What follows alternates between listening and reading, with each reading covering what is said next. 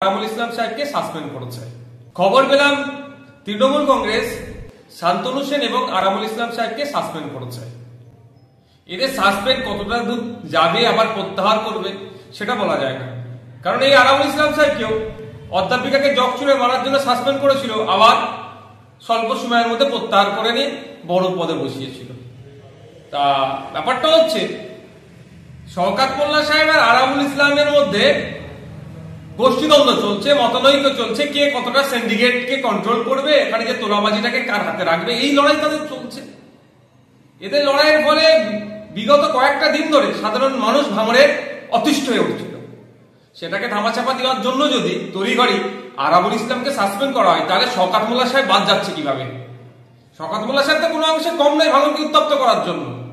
আমি তৃণমূল কংগ্রেসের কাছে অনুরোধ করবো, কে সাসপেন্ড করবে বা কার প্রত্যাহার করবে, তার থেকে বড় কথা যেভাবে ভাঙড়কে অশান্ত করার চেষ্টা করছে তৃণমূল কংগ্রেস, সেটাকে বন্ধ করা হোক। শান্তনু সেনকে সাসপেন্ড করা হলো, উনি ওই আরজি কর নিয়ে মুখ খুলেছিলেন বলে নাকি? বিরোধীদের তো কথা বলতে দিচ্ছে না, শাসকের থেকে যদি মুখ খুলে তাদের উপরে কি এই ধরনের কোপ নেমে আসবে? বাংলার মানুষের হাতে ছেড়ে দিচ্ছে, আরজি করের থেকে শুরু করে ভাঙড়ের বিচার করবে বাংলার মানুষ।